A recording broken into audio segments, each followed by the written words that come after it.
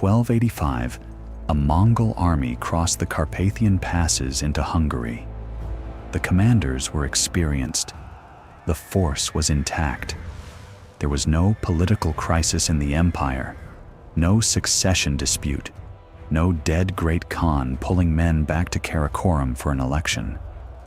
By every measure available, this was a stronger position than the one the Mongols had occupied in 1241, when they swept through Hungary in less than a year and nearly wiped the kingdom from the map. The 1285 invasion lasted 2 months. The Mongols lost almost their entire force. They never came back. The standard explanation for why the Mongols left Europe in 1242 is that their great Khan died and they had to go home. That explanation does not account for 1285. 43 years later, with no dead Khan and no political distraction, the same cavalry army arrived at the same geography and was destroyed in 2 months. Something had changed. It was not the Mongols. What changed, and the man who changed it, is what this story is about. And the man who changed it was the same king who failed to prevent the first invasion, watched 1/4 of his population die, and spent the rest of his life building the answer to a question the Mongols did not know they were asking. Now look at the board as it stood in 1241. The Mongol Empire is at maximum expansion. Ogode Khan commands from Karakorum. The same army is simultaneously attacking Song China, pressing into the Middle East, and launching the Western campaign into Europe. This is not a raid. It is a coordinated imperial operation across 3 continents. The engineers who build the siege equipment come from China. The strategic advisors come from Persia. The cavalry doctrine has been refined across 40 years of continuous campaigning. Nothing in Europe in 1241 has encountered anything like this before. The army that is about to cross the Carpathians has never lost a campaign. Hungary is the primary target, not because it is the richest kingdom in Central Europe, though it is among the wealthiest, because the great Hungarian plain, the Pannonian steppe, is the westernmost extension of the Eurasian grassland. Open ground, room to maneuver, no natural barriers of consequence. The terrain the Mongol cavalry was built for. Béla IV has been king since 1235. He has been warned. A Dominican friar named Julian rode personally from the eastern border of Russia to Béla's court in 1237 and described what he saw coming. Béla received the warning. 4 years pass. Now look at the numbers. Rashid al-Din, writing from sources inside the Mongol court, records 40,000 cavalry for the entire European campaign. Medieval European chronicles say 300,000. The logistics of the steppe cannot support 300,000 horses simultaneously.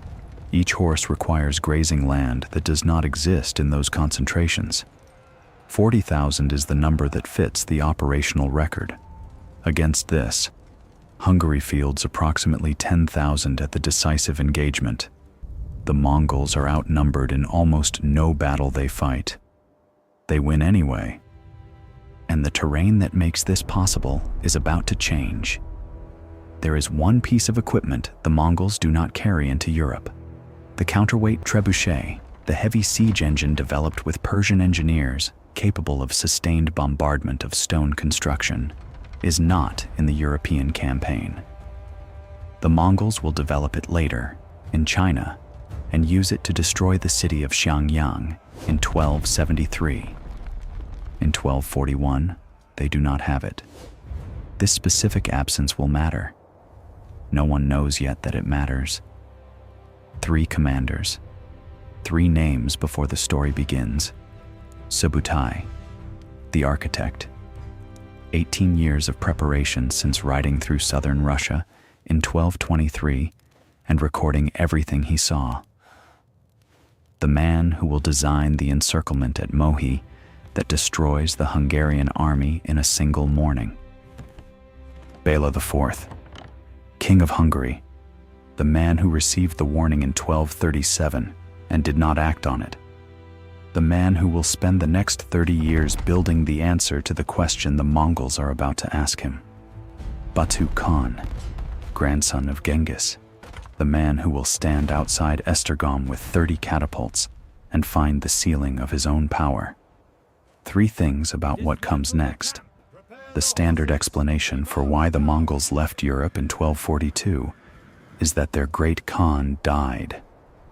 The problem is that the commander of the invasion never went home.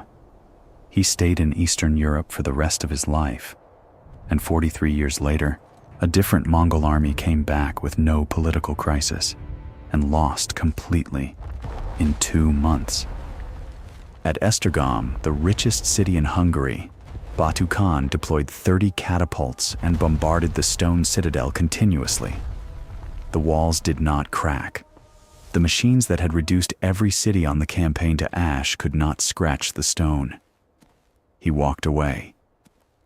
The same technology that made him invincible for 2 years had a ceiling. He had just found it.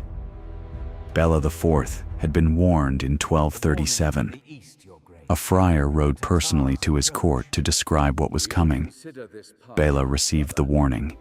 He had in his hands a document that specified the exact defensive architecture Hungary needed to survive. He did not act on it. 4 years later, 1/4 of Hungary's population was dead. The man who ignored the warning built the system that saved Central Europe. We have to decide what to do with that. Before the army crossed into Hungary, Béla IV made one final error. He expelled the Cumans, 40,000 steppe warriors he had accepted as refugees, who might have been his best mobile defense against Mongol cavalry. His nobles had murdered their leader on suspicion of Mongol collaboration. The Cumans left and burned the Hungarian countryside on their way out. Béla IV rode to meet the Mongols with a weakened army, a ravaged supply base, and the knowledge that he had just made every available mistake. In 1237, a Dominican friar named Julian made his second journey east. His original mission was to find the lost Hungarian tribe believed to have remained in the ancient Magyar homeland somewhere beyond the Ural Mountains. He found something else. At the border between the surviving Rus principalities and the territory the Mongols had already taken, Julian encountered a Rus woman who told him what she knew. The army assembling to the east, the scale of it, the direction it was pointed, the cities that had already fallen, and what had been left of them. Julian turned around and rode back to Hungary as fast as he could move. He arrived at Béla IV's court in 1237 and delivered his report in person. He described the size of the force, the speed of movement, the complete destruction of cities that had resisted, the specific detail that no fortified position had held against the assault when the defenders tried to meet the attackers in the field, rather than behind fixed walls. He described what the defense needed to look like.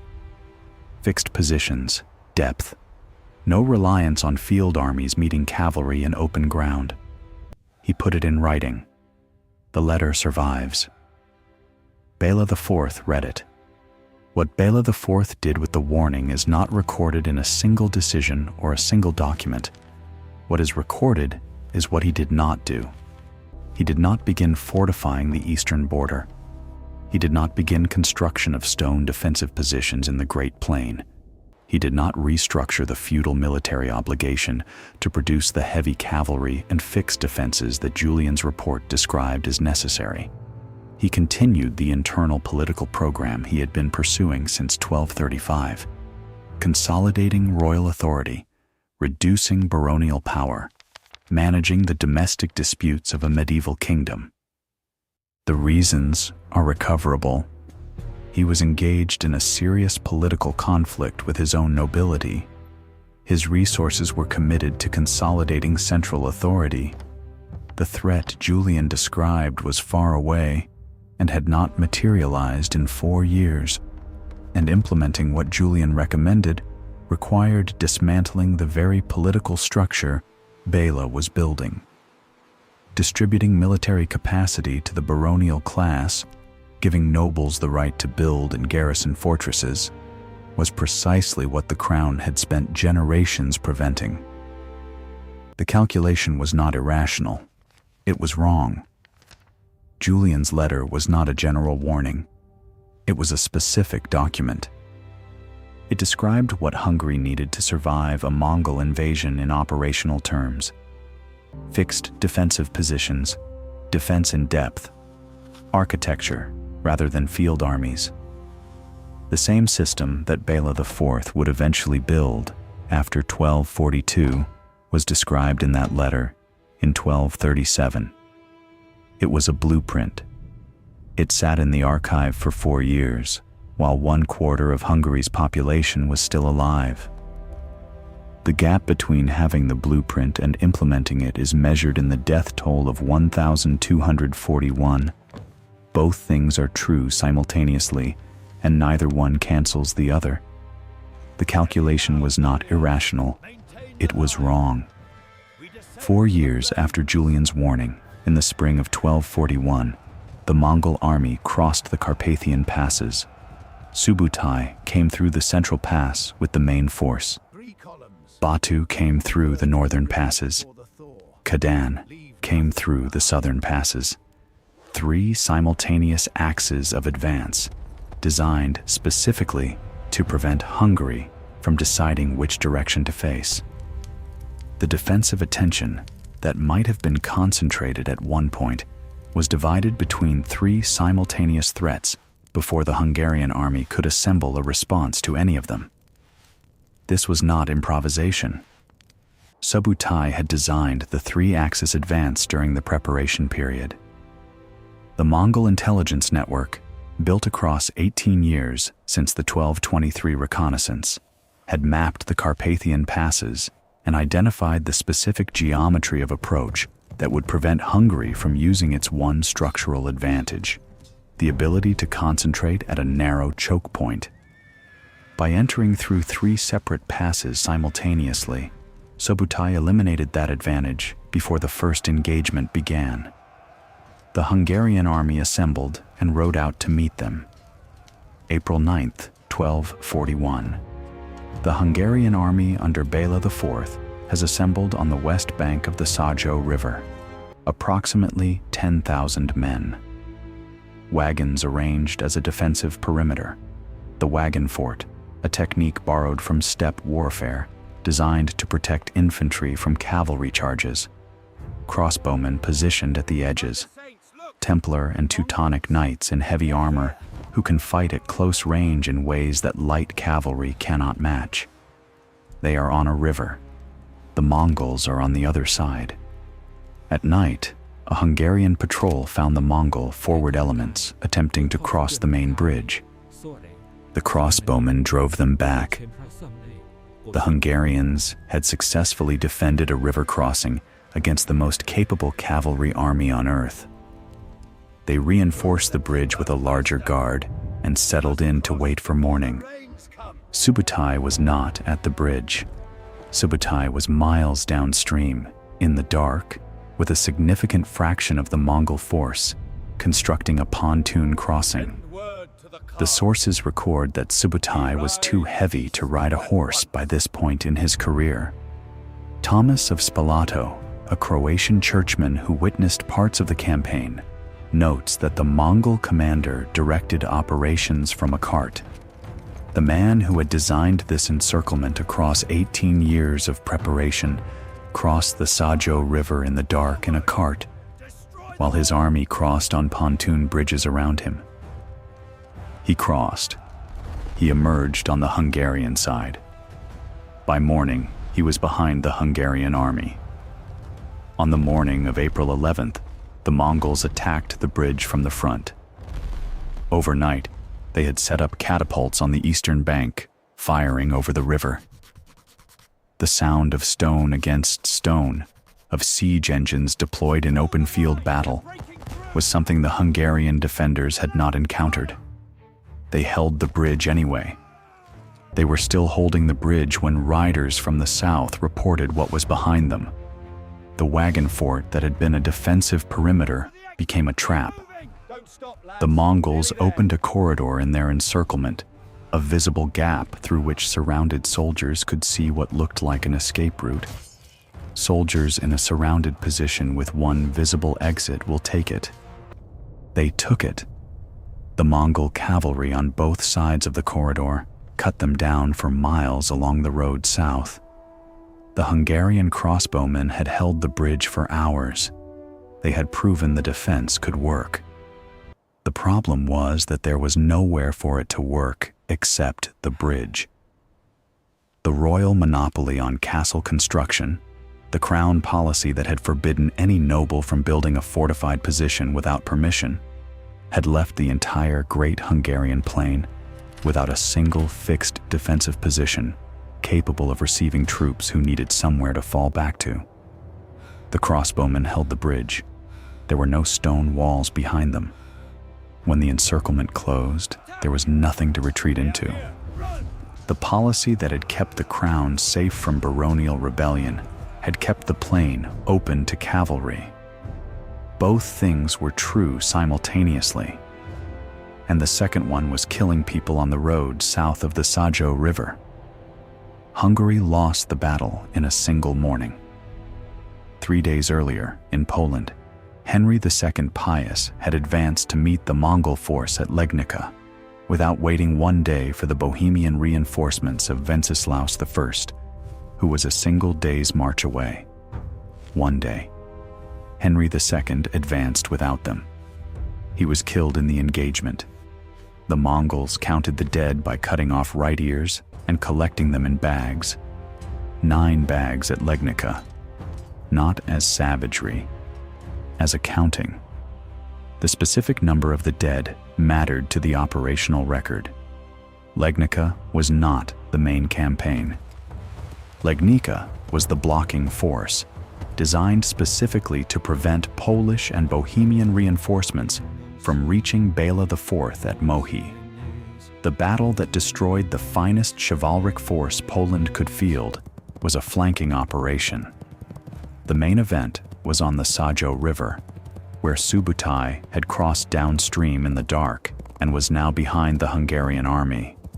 By the end of April 11th, 1241, the army that Hungary had assembled to resist the invasion was effectively gone. Béla IV escaped south. The Mongols sent Khadan after him, not as a token pursuit, but as a sustained chase, 500 kilometers of broken terrain through Croatia toward the Adriatic coast. The King of Hungary was running toward the sea with the most capable cavalry force on earth 1 day behind him. Behind him, across the great plain that the crossbowmen and the wagon fort had failed to defend, the Mongols were moving through a landscape that had nothing to stop them. The wooden towns burned. The earthen ramparts collapsed. The people inside them did what people do when there is nowhere to go. There was nowhere to go. There had never been anywhere to go. That was the policy. While Khadan pursued Béla IV down the Adriatic coast, Batu Khan was at Esztergom. Esztergom was the richest city in Hungary, the ecclesiastical capital, the place where Hungarian kings were crowned and where the accumulated wealth of the kingdom's church had been building for 2 centuries. If the campaign had a prize beyond the military destruction of the Hungarian army, this was it. Batu deployed 30 catapults around the outer perimeter of the city and began. The outer defenses fell quickly. Wooden towers and earthen ramparts did what wooden towers and earthen ramparts do against sustained catapult fire.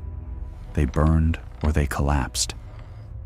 The defenders retreated inside the stone citadel. The gates closed. The catapults repositioned. The stone did not respond the way wood had responded. The machines that had reduced every city in Rus to ash, that had broken every fortified position on this campaign, were firing against construction built from different material than anything the engineers had encountered.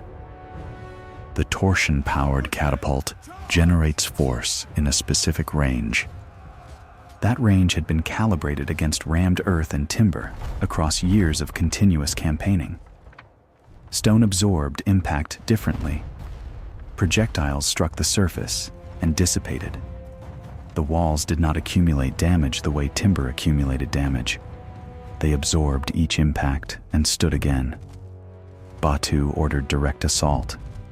The crossbowmen on the citadel walls were firing from elevation and cover at men moving in the open below them. The assault failed. He ordered it again. It failed again. He ordered it a third time. 30 catapults, multiple direct assaults. The citadel of Esztergom did not fall. The sources do not record what Batu said at Esztergom. They record what he did. He pulled the catapults back, broke the siege, and left. An army that had not abandoned a siege objective in 2 years of continuous campaigning walked away from a stone citadel because the machines were wrong for the material. They had never been wrong for the material before. Every previous target on the Western campaign had been built from wood, earth, or sun-dried brick. The stone citadel of Esztergom was the first target built from material that actually absorbed impact differently. 30 catapults found the ceiling of their own physics, and no one in the Mongol command structure had known the ceiling existed until they were standing at the base of it. He left. The counterweight trebuchet would have been right for the material. The heavy siege engine developed with Persian engineers, using a counterweight instead of torsion, generating sustained focused force against a specific point in a wall rather than repeated distributed impact across a broad surface, could have broken Esztergom. The Mongols would develop it in the decades that followed, deploy it in China, and use it at Xiangyang in 1273 to finally reduce a city that had held out for 5 years.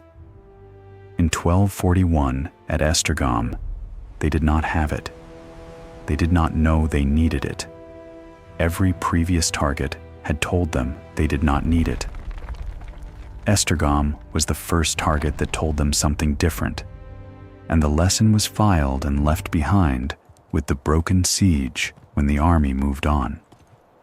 In Dalmatia, Khadan reached the coast. Béla IV had taken refuge at Klis Fortress, a stone structure built on a cliff above the Adriatic, the kind of elevated position that gave defenders angles the catapults could not match. The Mongol siege equipment could not find useful purchase. The fortress did not fall. Khadan abandoned the siege and turned north. By spring 1242, the Mongols were withdrawing across the Carpathians. The death of Ogedei Khan the previous December provided the occasion, the formal reason for the generals to conclude the campaign and return east. But Batu never returned to Mongolia. He stayed in the western steppe for the rest of his life and founded what would become the Golden Horde. The Mongol sources, Rashid al-Din and Juvaini, both of whom had access to the Mongol court records, do not record any reason for the withdrawal. They are silent on the decision entirely. Something stopped the campaign. It stopped at stone. The sources do not say so. The stones say so. Béla IV had watched his army destroyed at Mohi. He had run 500 kilometers to the edge of the sea.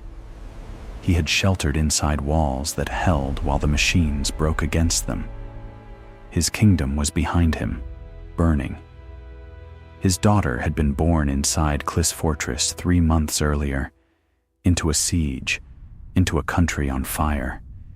He had a blueprint written 4 years before all of this. He had not built what it described. Now he had to go home. Klis Fortress, 1242, above the Adriatic coast. The stone walls that Kadan's catapults could not find an angle against are the same walls Béla IV is standing behind. He has a daughter born here 3 months ago. Her name is Margaret.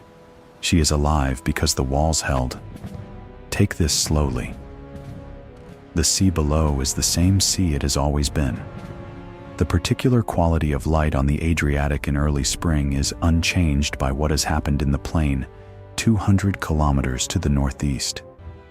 The sea does not know about Mohi.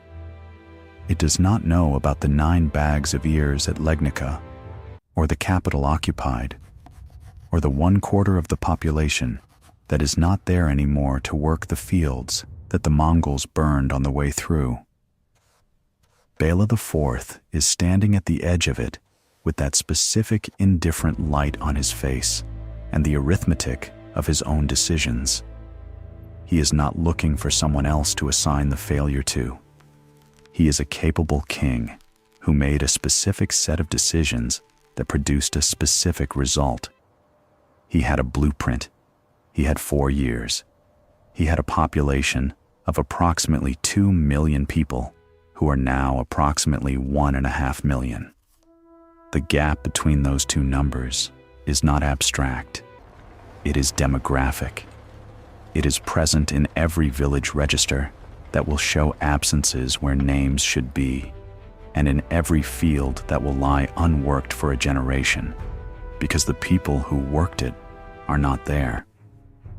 He is thinking about the engineering problem, not in a philosophical way, in a specific, structural, political way. He is thinking about what stone costs and who builds it and what the ground looks like between the Danube and the Carpathians and which positions cover which approaches. He is thinking about how many positions are needed before the system becomes expensive enough to stop cavalry that has never been stopped by any single position, but might be stopped by enough of them in the right places. This is not a theoretical question.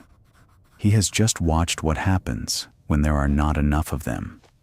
He has been watching it for 9 months. The document that answers these questions was written in 1237. He has it.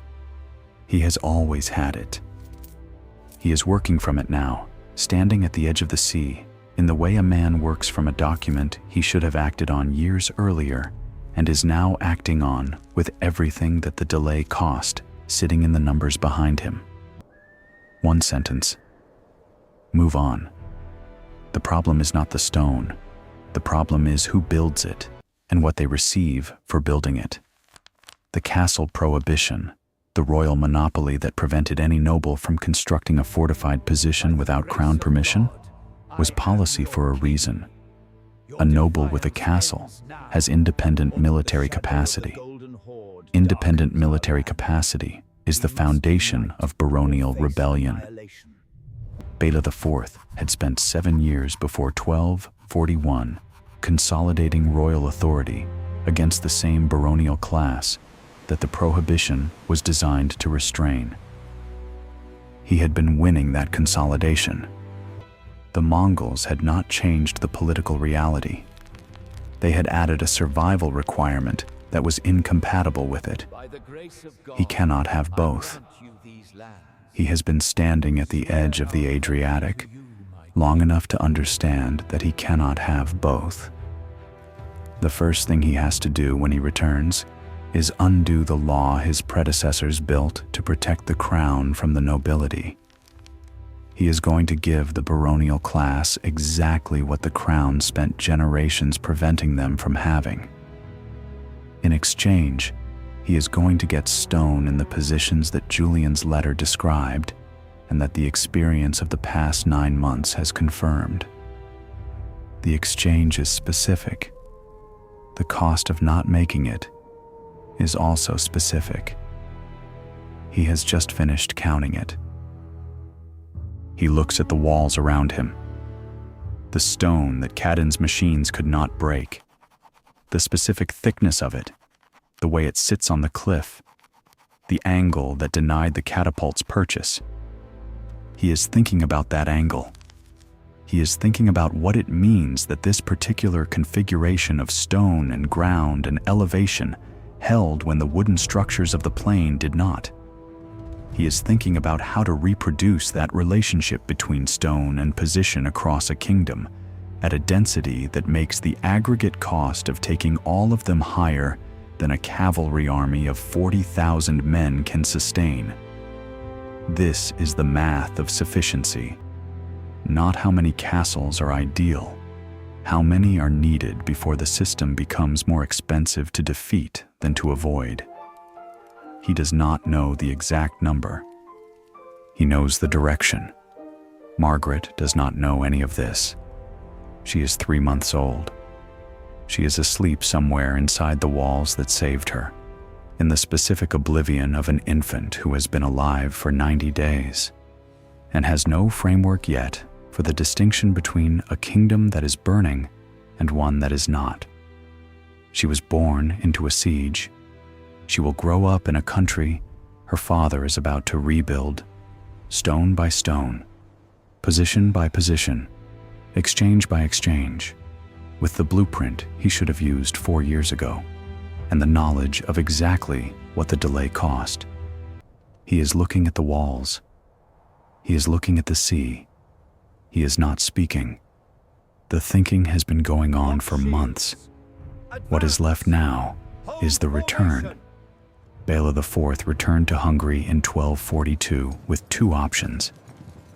He could rebuild the royal system, centralized military authority, the crown's monopoly on fortress construction maintained, a standing army trained and equipped differently than the one destroyed at Mohi, better cavalry, better command structure, better coordination between the fragmented noble contingents that had broken apart under pressure at the Sajó River, the system that lost to the Mongols, corrected for the specific failures of 1241. It was the logical continuation of everything he had been building before the invasion. He had spent his reign constructing it, or he could dismantle it, distribute the right to build fortresses to the nobility, tie land grants directly to castle construction, create a decentralized network of independent defensive positions, each one held by a noble with personal incentive to defend his specific piece of ground, give away the political power he had spent 7 years accumulating. Trust the baronial class he had been fighting with since 1235 to build what he needed them to build and garrison what he needed them to garrison. The second option meant admitting the previous approach was wrong. It meant the crown would emerge from the reconstruction weaker than it entered the invasion. His successors would spend generations managing the consequences of what he gave away. The first option meant the next Mongol army would find the same open plain. He could rebuild what the Mongols had already defeated, or he could build what they had not yet faced. The first kept the crown intact. The second kept the kingdom alive. He could not do both. The kingdom that chose the second option survived the next invasion and spent a century managing fractured baronial power. The kingdom that chose the first option would not have survived the next invasion at all. Was that the right trade? What would you have done? He chose the second option. The reconstruction program Béla IV launched after returning to Hungary in 1242 is documented in the charter records that the historian Eric Fugedy analyzed in the 20th century. 147 to 172 new stone castles between 1242 and 1300. 44 of them in the first decade alone. The pace was not accidental. It was the pace of a man who had read the warning letter, understood the window, and did not know how wide the window was. The math behind the program is specific. A Mongol army of 40,000 cavalry, Rashid al-Din's number, from sources inside the Mongol court, the most reliable figure available, cannot simultaneously besiege 147 castles. It cannot besiege 20. It cannot besiege 10 without committing a significant fraction of its total force for weeks or months, while supply lines stretch and horses stop grazing on ground that has already been eaten. Béla IV was not trying to make every castle impregnable. He was trying to make the aggregate cost of engaging all of them higher than a cavalry army of 40,000 men could sustain. A network of 147 positions that each require weeks to reduce means the Mongol army either ignores them, in which case it has hostile fortified positions behind its supply line, or attacks them, in which case it runs out of food and horses before it runs out of castles. The system does not have to be perfect. It has to be expensive enough. He built expensive. The mechanism was feudal exchange. Nobles received land grants from the crown. The condition of the grant was not loyalty oaths or military service in the abstract. It was stone, a castle built to specified standards in a specified location, garrisoned and maintained at the noble's expense. The same baronial class Béla IV had spent 7 years restraining was now the construction workforce for the defensive network. He gave away the power he had consolidated. What he received in exchange was stone in the positions that Julian's letter had described and that 9 months of watching the plain burn had confirmed. In 1247, Béla IV made an agreement with the Knights of St. John. He ceded territory in southeastern Hungary, the border region most exposed to the steppe corridor that Subutai had used in 1241, in exchange for a specific commitment: fortified positions and heavy cavalry. Not light cavalry, heavy cavalry, the kind that could engage Mongol horse archers at close range where the composite bow lost its advantage over armored men at short distance. The southeastern approach acquired fixed positions it had not had. The exchange was territorial and immediate. Béla IV traded land he controlled for stone he needed. In 1259, he hired 1,000 Venetian crossbowmen. The crossbow did not require years of physical conditioning to use effectively. A man trained in weeks could fire a bolt that would punch through the lamellar armor of a Mongol rider at defensive range. Anyone inside a fortress could contribute to its defense with a crossbow in a way that only a trained composite bowman could match with a composite bow, and composite bowmen required a lifetime of conditioning to produce. 1,000 crossbowmen distributed across the castle network meant that every fixed position in the system had ranged fire capability that the Mongol cavalry could not neutralize from outside the walls without closing to a distance where the walls themselves became the problem. The design of the castles evolved as the program continued. Early structures were single-wall stone fortifications with strong positions on elevated ground. The second generation adopted concentric layouts. 2 or more walls, with the corridor between them designed as a killing zone. If the outer wall was breached, the attackers entered a space surrounded on both sides by defenders at elevation, with crossbow fire coming down from both walls simultaneously and no cover between them. The killing zone was not an accident of architecture. It was the answer to a specific assault technique. You breach the outer wall. You believe you are inside. You are not inside. You are in the part of the inside that was designed for you to enter. Moats. Angled towers positioned to eliminate the blind spots that formed at the base of straight walls when defenders could not angle their fire downward. Projecting galleries that extended beyond the wall face and allowed defenders to fire directly onto men climbing or digging at the foundation. Every one of these features answered a specific question the Mongols had asked in 1241. The designers were not working from general principles of fortification that any competent military architect might have applied. They were working from the specific playbook that had destroyed Hungary and designing each architectural element to make one move in that playbook fail. By 1285, the plain that had been perfect terrain for steppe cavalry was a landscape of fortified positions covering every major approach from the east. The program Béla IV had launched with 44 castles in the first decade had transformed the geography of Central Europe without moving a single river or mountain. The ground was the same. What stood on it was not. Nogai Khan and Talabuga arrived at the Hungarian border with an experienced Mongol army and no political crisis to explain away what happened next. Late 1285. The Mongol army crosses the Carpathian passes into Hungary. The commanders are Nogai Khan and Talabuga.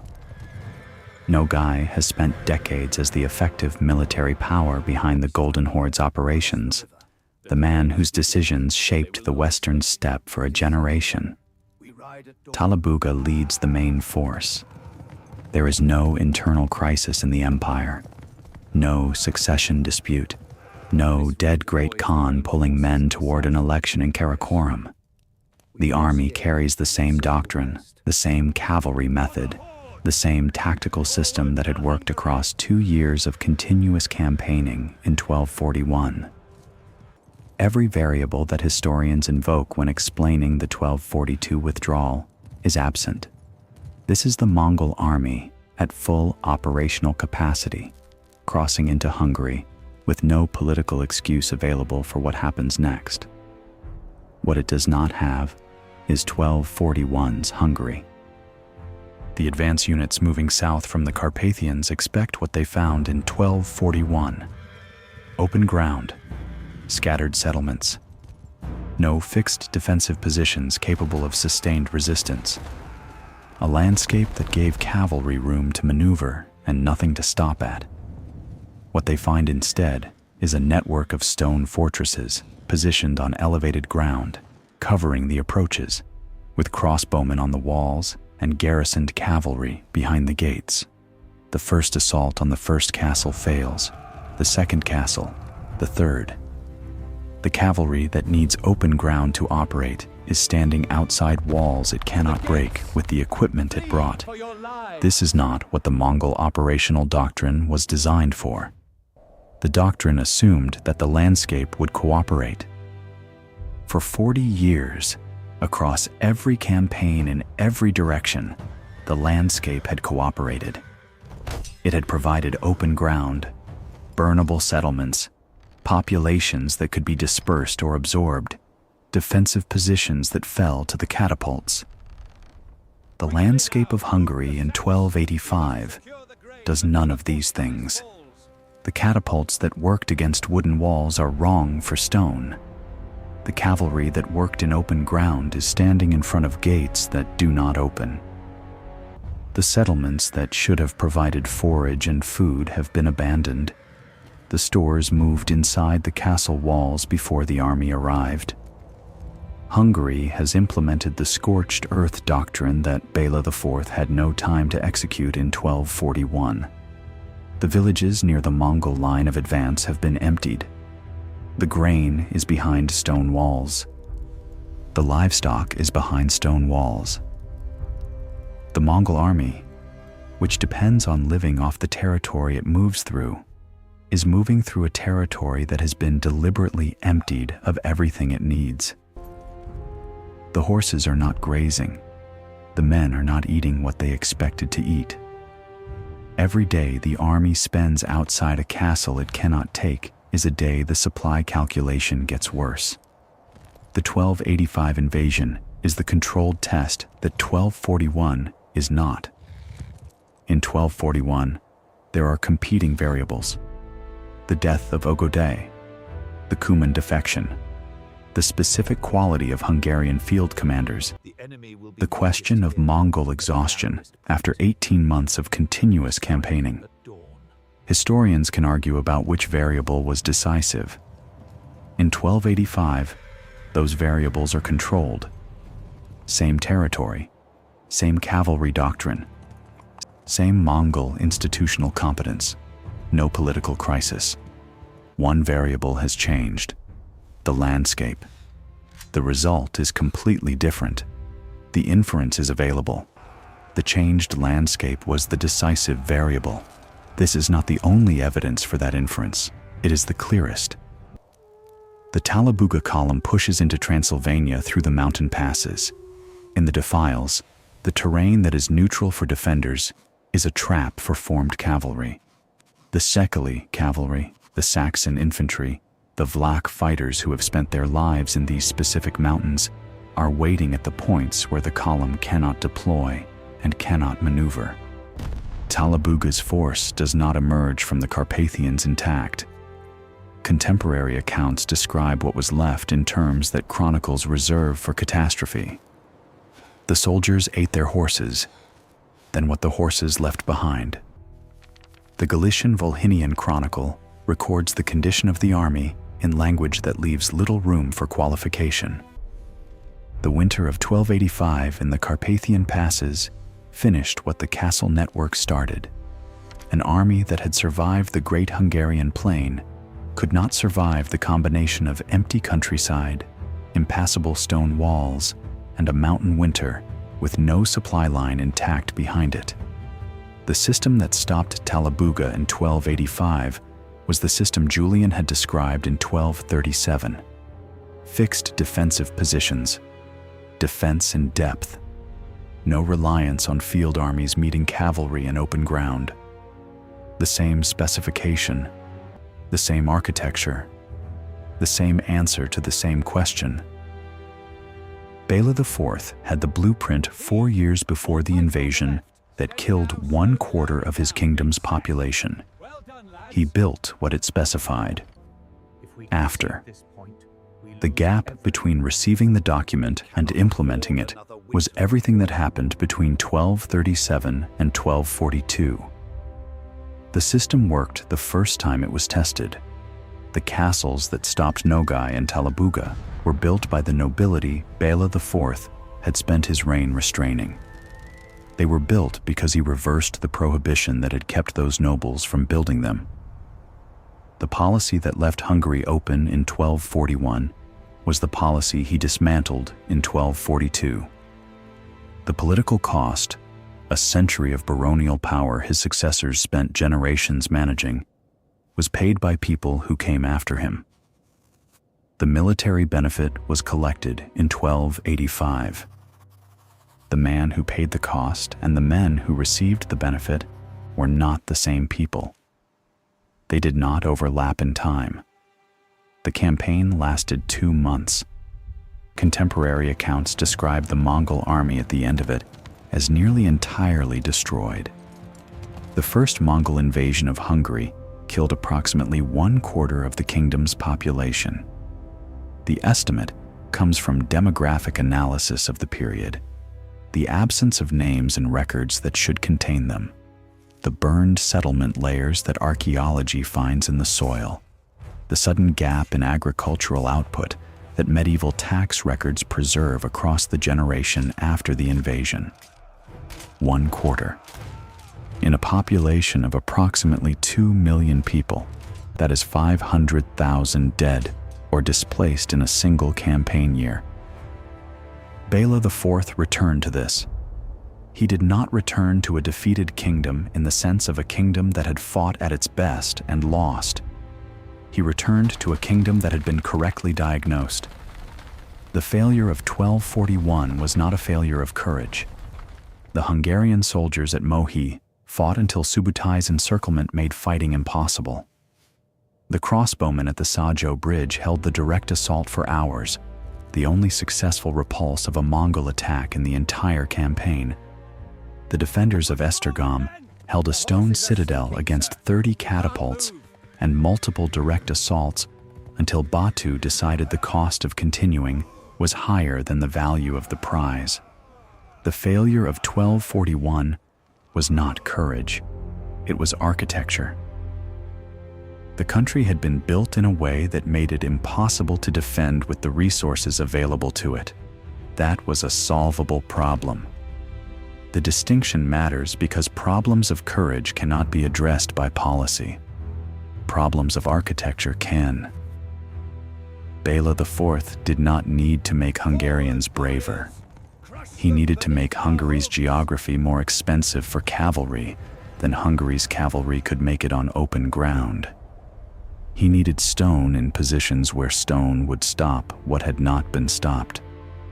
He needed 40 years and 147 castles. And he needed to begin while the kingdom he was rebuilding was still barely a kingdom at all, with the people who would build the castles being the same people he had spent 7 years fighting with, on the promise that this time the arrangement would be different. He began. The Mongols who invaded Hungary in 1241 taught Béla IV everything he needed to know to stop the Mongols who invaded Hungary in 1285. This is operational, not metaphorical. The specific failures of the Hungarian defense in 1241 were specifications for what the system needed to contain. The absence of fixed positions in the Great Plain. Stone needed to go there. The inability of light cavalry to match Mongol horse archers in open ground. Heavy cavalry was needed, sourced from the Knights of St. John and the reformed feudal obligation.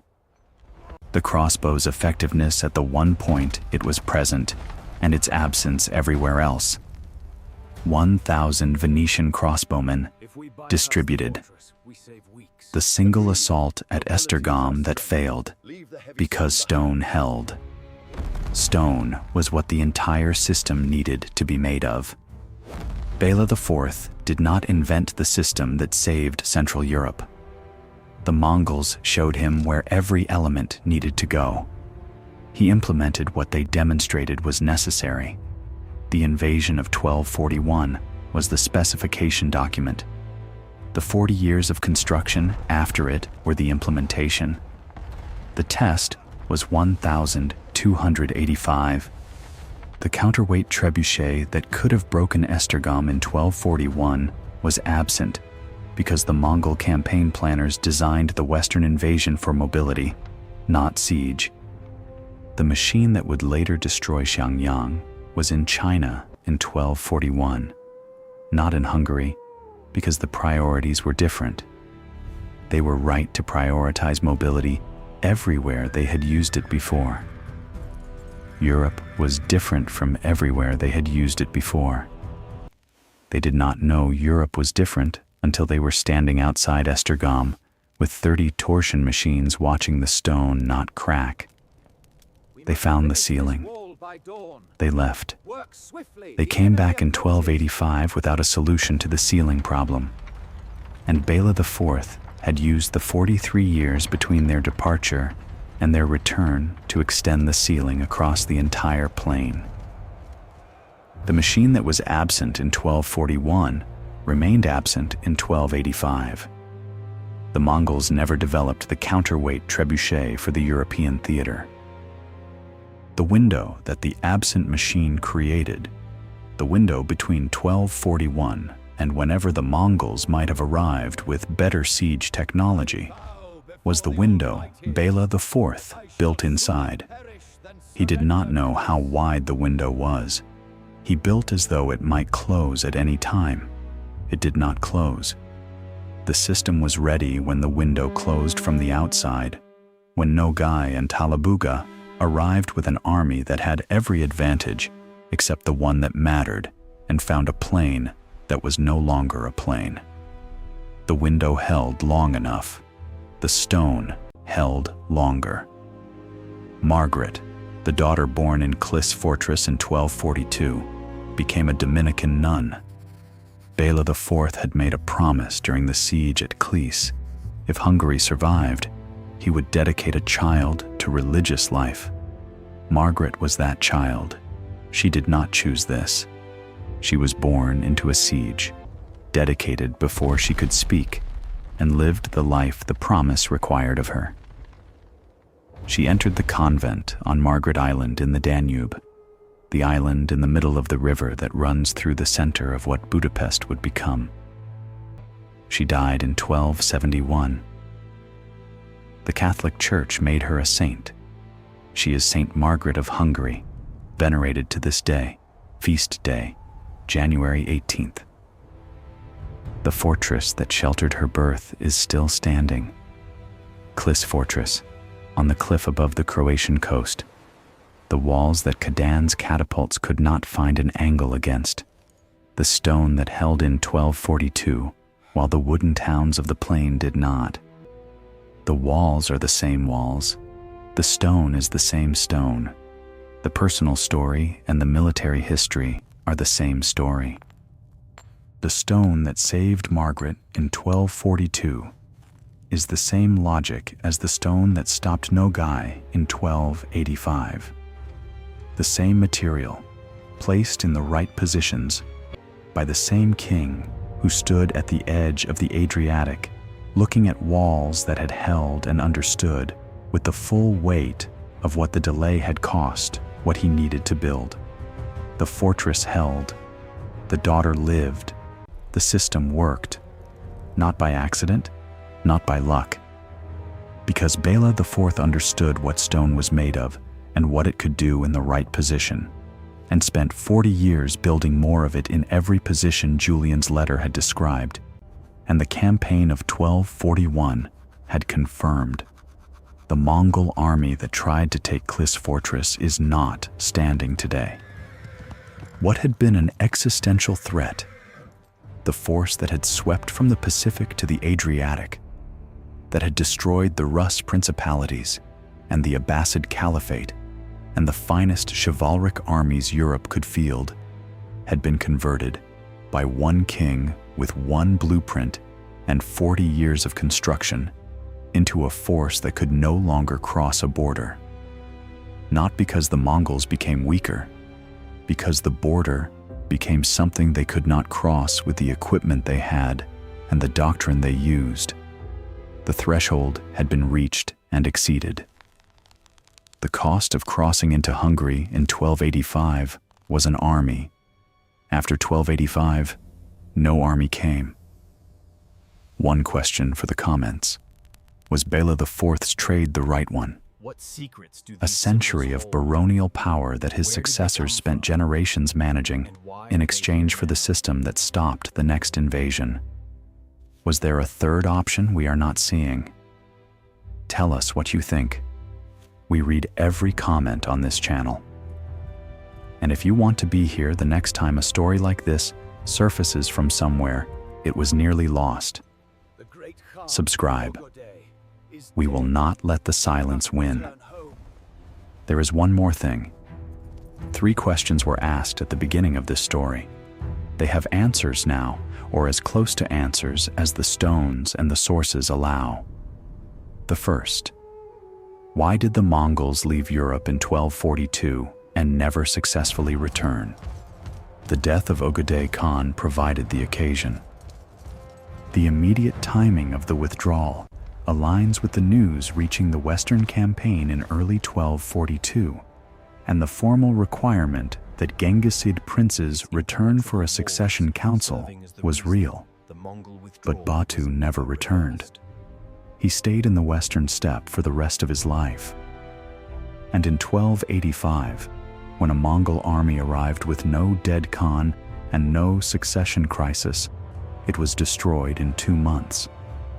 The succession crisis provided the timing of the 1242 withdrawal. The stone fortress network provided the reason the timing was accepted and never reversed. Both things were true. Neither one alone is the complete answer. The second, what was the actual secret weapon that stopped the greatest cavalry army in world history? It was not one thing. It was a threshold.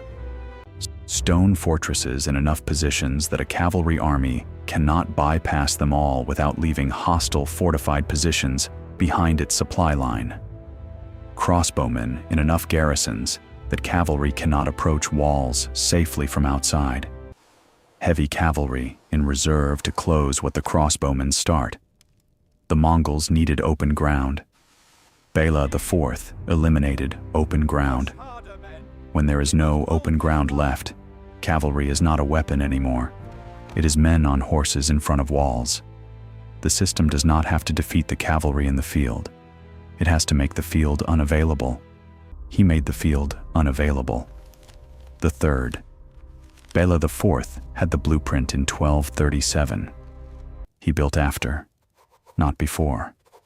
1/4 of Hungary's population died in that gap. The system he built after the invasion would have worked before it. Julian's letter specified its requirements 4 years before the Mongols arrived. Both things are true. The historical record holds them without resolving the weight of the gap between them. That weight belongs to the record. It does not go away because the system eventually worked. The people and the kingdoms that survive existential threats are rarely the ones that predicted them correctly before they arrived. They are usually the ones that, after the threat arrived and did its damage, understood precisely what had failed and built the specific answer to the specific failure. Not a general improvement, a specific answer. Béla IV did not build better castles in general. He built castles in positions designed to deny cavalry maneuver on terrain where cavalry maneuver had previously been decisive. The specificity is what made the system work. General improvement is available to anyone with resources and time. Specific answers require having experienced the specific failure first. The people who experience the failure are the ones positioned to build the answer. This is not a comfort. It is an observation about how the systems that survive catastrophe are assembled after the catastrophe has already happened. Béla IV never fought the Mongols again. The army that came in 1285 found a Hungary he had built specifically for it. He was 79 years old and had been dead for 15 years when Nogai and Talabuga crossed the Carpathians. He did not see the system tested. He built it knowing it would be tested. He built it not knowing when. He built it not knowing whether the window he was building inside would hold long enough for the system to be ready when the window closed. The test came after he was gone. The system worked. The man who built it never knew. The Mongols came back. They found what he had left for them. They lost almost their entire force. They looked at what Hungary had become and made the calculation that every army makes when the cost of crossing a border exceeds the value of what is on the other side. They never came back again. The walls stood. The castles stood. The plain that had been open ground was open ground no longer. The Mongols taught Europe how to stop them. Europe was a good student.